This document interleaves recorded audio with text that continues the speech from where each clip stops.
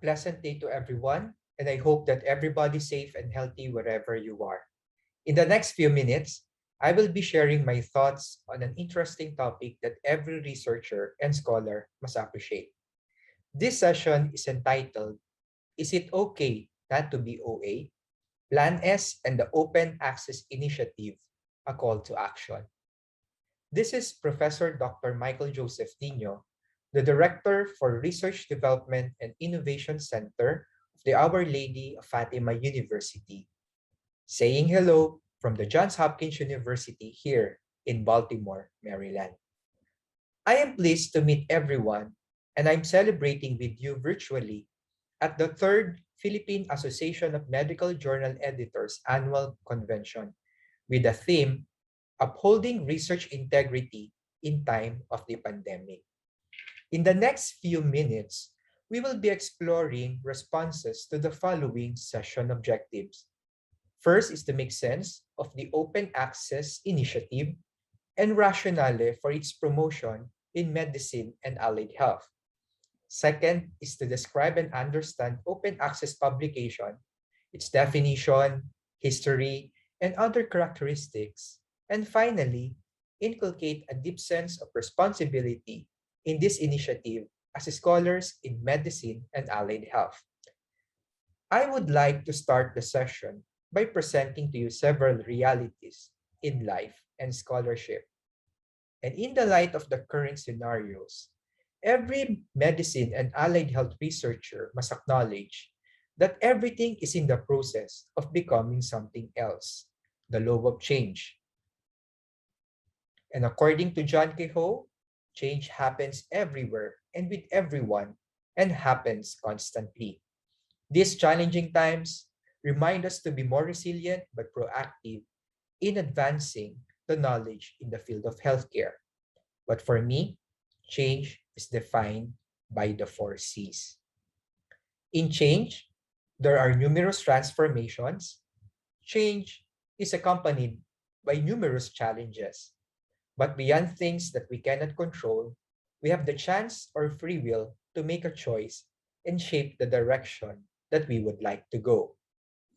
As researchers, we should participate our rights to scientific publication, and we have the power to change the landscape of research and scientific production. Putting all of these concepts together, in the process of change, there are challenges, but we have the chance to have a choice. We have experienced the biggest changes in the last few years as the world ventured into uncharted waters of the COVID-19 pandemic. This introduces a big challenge to our healthcare profession and an opportunity to recalibrate our commitment. We experience change, we accept the challenge, we had the chance and choose to serve. I admire our researchers who continuously producing scholarly work in the form of research reports and theoretical papers in moving forward. It is unfortunate, however, that some papers related to COVID-19 are still hiding under subscription-based journal approach. Rachel Pels, for her article, advances that critically urgent health information that must have been available publicly are potentially killing people, especially those residing in poor and marginalized countries. Therefore, in this new normal, we need to embrace the meaning of TLC more than ever. Originally, TLC refers to tender loving care for us Filipino healthcare providers.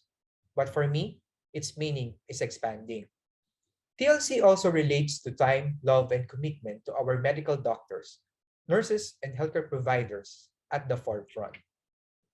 TLC would also refer to teaching, learning, and communication among health educators who continue to shape future nurses even virtually using technological platforms. And finally, for medical and allied health researchers, it would also mean truth, laurels, and collaboration. It is the perfect time for us health researchers to reinvigorate our commitment to search for truth or develop new knowledge, engage in scholarship work, and collaborate with peers to produce the best evidence possible. Truly, crisis is a stimulus for us to innovate. And in my own language, innovation. Innovations in moving forward and upward. There's a need to recalibrate the areas on the purpose, our people, our researchers, our process, and products or research outputs or outcomes.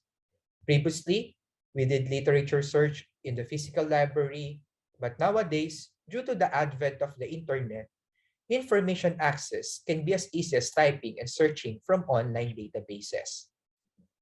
Kudos and a big shout out to our medical and allied health researchers who continue to produce scholarly work and still upholding academic integrity even during this time of the pandemic.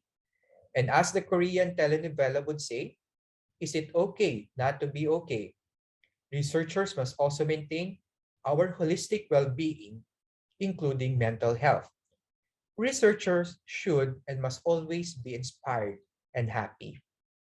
As a researcher, I always look at scientific literatures to find evidence and studies about happiness, which are extant in the last 10 years. There are several scholars who deep dive into happiness literature and explore answers to the questions: who is the most joyful person? Where can we find the most joyful researchers? Bertner, in his evidence based book, postulated that joy is linked to resilience and survivorship. Joyful persons are resilient to challenges. Joyful persons are survivors. Joyful persons have the longest lives, and they reside in places we call the blue zones. And there are three things that are common to joyful persons: they have positive experiences living with their values and passion, and they feel accomplished, or the three P's of joy: pleasure, purpose, and pride. And in my own point of view, happiness in the mind, heart, and hands.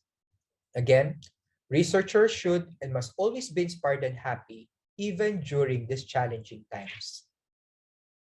Interestingly, I also investigated the reasons on why researchers, especially those residing in developing countries such as the Philippines, are unhappy.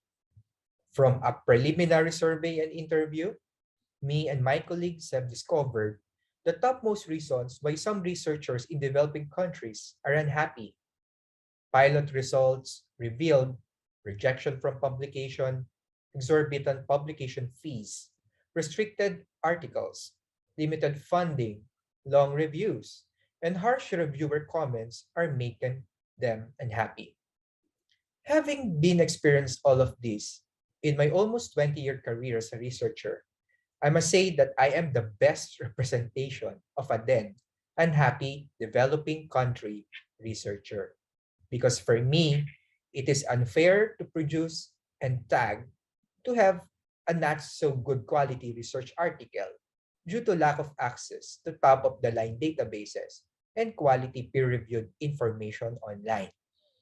A lot of researchers, including our novice ones, are victims of these unfortunate circumstances and lack of privilege. Information divide, as an arm of the bigger digital and cognitive divide, for me, is a global issue worth discussing. As mentioned in previous documents, access to information is a basic human right. And the biggest barriers in accessing information include access to the internet, restrictive copyright, unreasonable policies, and excessive priced resources such as books.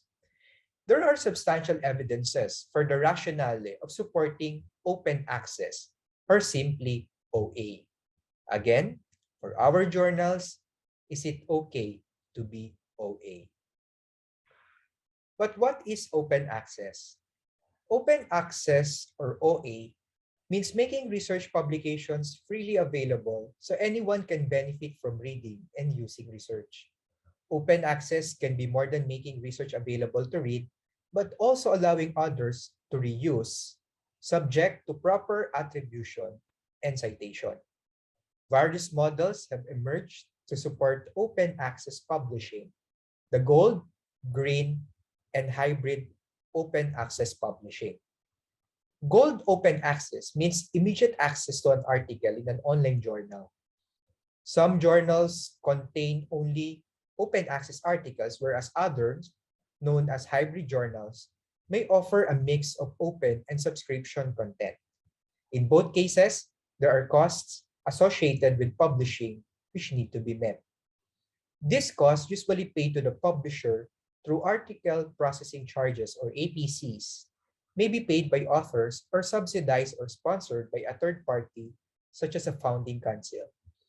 Green open access, on the other hand, involves publishing in a traditional subscription journal as usual, but articles are also served, archived in a repository, may be institutional or external, subject-based repository, and usually made available after an embargo period set by the publisher.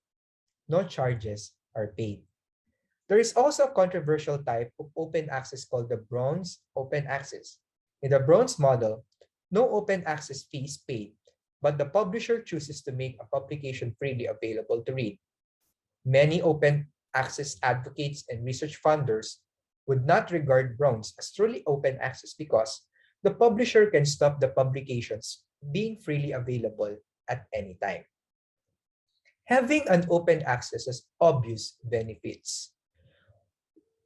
As a typical researcher coming from a developing country, publishing in an open source channel by paying APCs might be the last thing that I would do, but I did it previously. Paying almost 1,800 US dollars is a pain in my paycheck, but I believe that my studies were sharing in an open platform to be made available to researchers who, like me, are sometimes banking on quality open source publication. Later on, I was happy to learn that there are organizations in the Philippines giving publication support to Filipino researchers such as the DOST, the NRCP, and the Commission on Higher Education. The future is bright, I told myself, but these organizations can do so much as our country experiences resource challenges in the current pandemic. We still need a more sustainable solution, and we have more researchers looking for options. Again, having an open access has obvious benefits. OA will provide more exposure for published research, can reach the direct practitioners such as myself, may be directly used in policy due to public access model, will be highly compliant for grant rules, and obvious value to taxpayers' money. And it also may solve the issue of unequal access to the developing world such as the Philippines, and most importantly, may promote higher citation rates. An interesting question is, will open access publishing affect me as a researcher? The answer is yes. Authors may be mandated to publish in an open access journal by national policies, funders, or their institutions. And authors may also choose to publish open access to attract more readers or to retain the copyright to their article. In the past few years, there's been an ongoing debate as to whether the proliferation of open access publishing would damage the peer review system and put the quality of scientific journal publishing at risk. For instance, Jork and Solomon conducted a study comparing the scientific impact of OA journals with subscription-based publications. Results of the study indicate that OA journals indexed in Web of Science and or Scopus are approaching the same scientific impact and quality as subscription-based journals, particularly in biomedicine and for journals funded by article processing charges. Looking at other studies will also provide the same conclusion that there is no significant difference in the scientific impact of OA and subscription-based journals. Moving towards OA is not a new thing. The OA movement have started in the 1970s as Michael Hart founded the Project Gutenberg, offering free public access to books. Right now, the project is providing more than 60,000 free ebooks online. The modern OA movement formally started in the 1990s with the increasing acknowledgement of the World Wide Web and the founding of the Open Society Institute. The momentum was then sustained through the enactment of the pioneering initiatives starting 2002, like the Budapest Open Access Initiative, Berlin Declaration on Open Access, and Bethesda Statement. Behind these declarations are amazing stories worth reading and exploring. The latest strong support for the OA movement is represented by what is known as the Plan S. The S in the Plan S stands for science or shock, but speed is the most relevant, where it refers to speed with the transition to direct and open access. But for me, the S in Plan S means super because I consider this as a timely initiative to break the boundaries of intersectionality. Plan S is an initiative for open access publishing that was launched in September 2018. A website was dedicated in this project and initiative and is located at www.coalition-s.org. The website features both key and detailed information about the OA initiatives. Personally, what I love is the online tool to check whether my current publication project is complying to the Plan S initiative by inputting the journal where I want to publish, my funder and institution where the research was tagged. Unfortunately, the information is limited to a relatively small number of supporters. The Plan S is supported by Coalition S, an international consortium of research funders. The project is still expanding, and I hope to see representations from our region in the near future. Plan S requires that with effect from will take effect from 2020. All scholarly publications on the results from research funded by public or private grants provided by national, regional, and international research councils and funding bodies must be published in open access journals on open access platforms or made immediately available through open access repositories without embargo. As this initiative continue to rise, it is important to showcase the numerous concerns or the selected myths and misconceptions in OA publication as advanced by Abdul Rahman in 2020. We need to view the two sides of the coin. Myth number one is that open access journals are not peer-reviewed. This myth entails that open access journals are intrinsically low in quality, but as early as 2004, it was found that in every field of the sciences where there were at least one open access title that ranked at or near the top of its field in citation impact. Studies show that most OA journals are peer-reviewed with the same or higher standards as traditional scholarly journals. Myth number two, all journals charge publication fees. There are a number of OA journal business models and a number of OA books business models available. The models include the following options and variations. Author pays model, where author pays publishing fee, research funder subsidies, or the funding organization pay author fees. Institutional membership, author fees are paid as a lump sum. Publishing support funds, where institutions reserve funds for author fees. Hybrid business model, or where the journals are with mixed subscription-based and author-based content. Community-free model, or societies fund journals by both subscription and membership fees. And institutional subsidies, or institutions supporting their own university presses. Charging publication fees in the form of author fees or article processing charges or APCs is the best known business model for open access journals, but it is not the most common. Most peer-reviewed open access journals nowadays charge no fees at all. Myth number three, open access invites plagiarism. In the early days of the OA movement, some authors are worried that OA would increase the incentive to plagiarize their work. On the contrary, OA might make plagiarism easier to commit and for people trolling for text to cut and paste, but for some reason, OA makes plagiarism riskier to commit. Plagiarism from OA sources is the easiest kind to detect since our top academic integrity checkers are linked directly with open source publications. Myth number 4. Open access helps readers and not authors. OA articles are accessible to everyone with an internet connection, a vastly large audience than any scholarly journal can claim.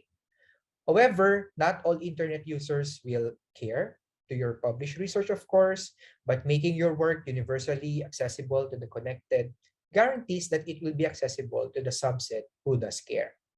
If there's an exception for the digital divide, there's a larger exception for the non-digital or print divide. There are other issues that are worth discussing as far as open access publication is concerned. And I have found this video from the Open Access Initiative that is worth sharing. Let us all watch this.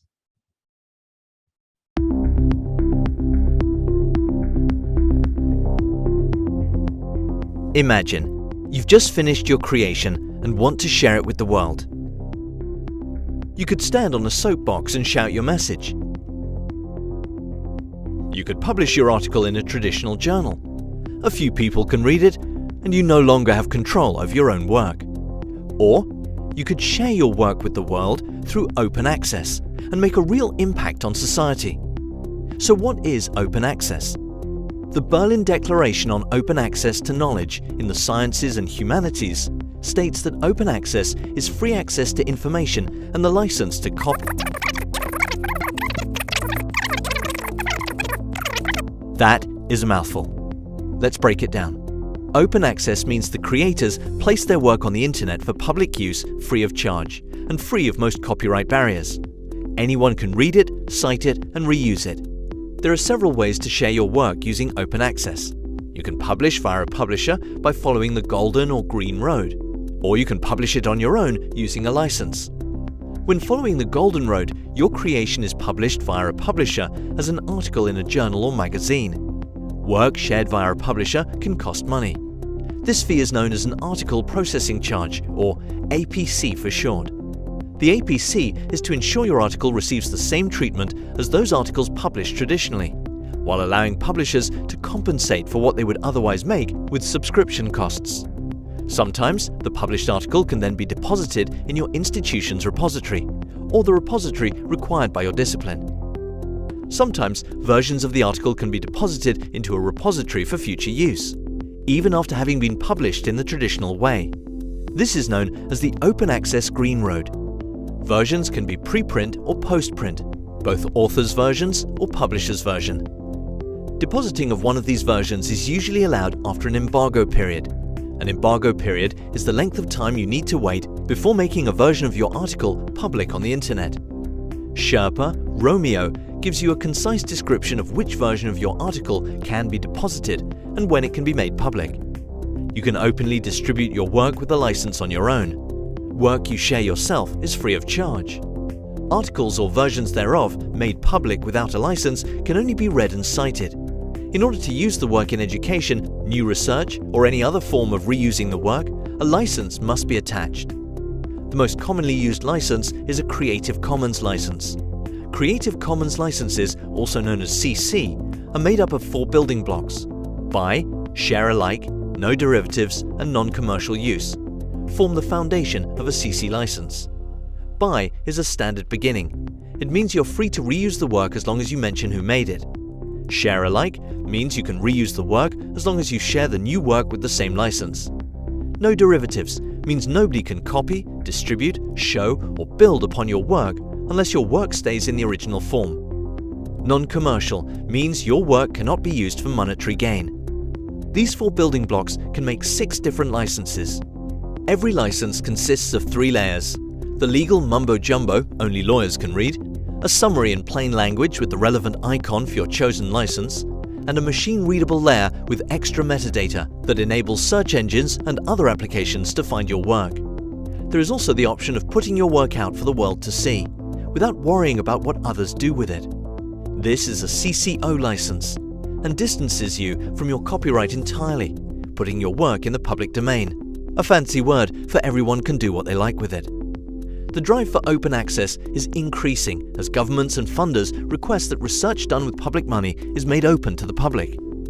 Open access falls under a broader subject of open science. Open science includes throwing open your research, its data, and its impact to the public. But why bother? Good question. Here are a few good reasons. By clearly indicating what people can do with your open research, you as researcher won't have to be hassled with giving permission every time someone wants to use your work. They can read it in the license. By sharing your work with a license, way more people have access to it, so the information can be used way more often. By giving people, researchers, scientists, and lay people alike the chance to see, build upon, and enhance your work, you have the chance of not only educating others, but also increasing the value of your research and helping make the world a better place. Sounds a little too ideal, but it is true. From the perspectives of a lot of scholars, the only disadvantage of having open access is the preponderance of predatory journals and publications. A predatory journal may appear compliant to the OA rules, but their quality and declared impact factor is questionable. Again, advancing the question, is it okay to be OA? The future is brighter for OA. As predicted, in the next few decades, nearly all literature will become available freely using the different models presented earlier. In the Philippines, we have initiated slow but sure measures for OA representation, especially at the Directory of Open Access Journals, or DOAJ. The DOAJ provides information about open access journals that do and do not charge fees.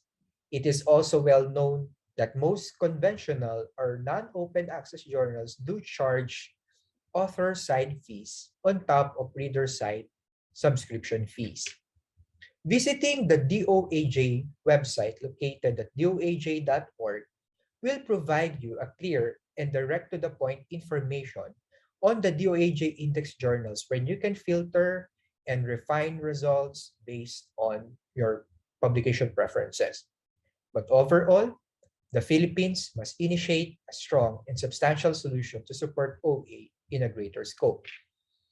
Returning to the concept of innovation, we need to focus on the following elements of sustainability. First is purpose. We need to arrive at one mission and vision for OA as a country and as a territory. Second P is for people. We must educate our researchers and empower them about open access publishing. Third P is the process. We need to craft feasible actions, standards, and policies. We need the support of both the government and the private sector, and we need a fair solution and not prioritizing the business model in publishing, because information is a basic right. Last P is the product. We need to identify measurable outcomes and outputs of our OA initiatives and translate these things in measurable indicators.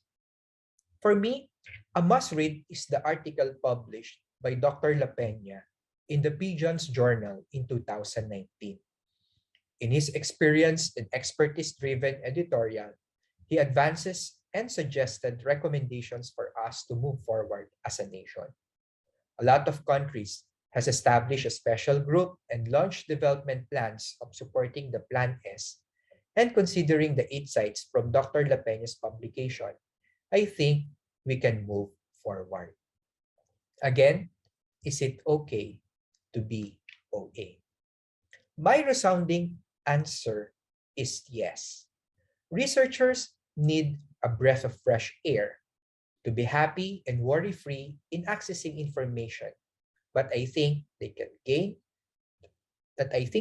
the privilege to have access to.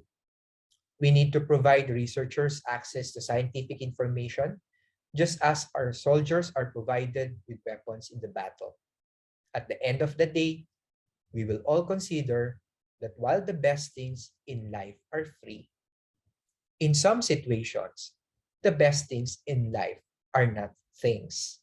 From a researcher in marginalized communities, it may refer to access to information and relevant data that we need to further our movement to change the world, one research at a time, one publication in every moment that can change millions of lives.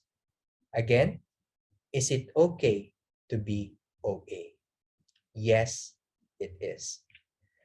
As we showcase this year's third Philippine Association of Medical Journal Editors annual convention virtually, and in celebrating the 64th Medicine Week and International Peer Review Week, let us all support OA publications because good and managed data is still the best medicine. Thank you very much, Pamje, for the kind invitation, and let us all uphold research integrity in the time of the pandemic.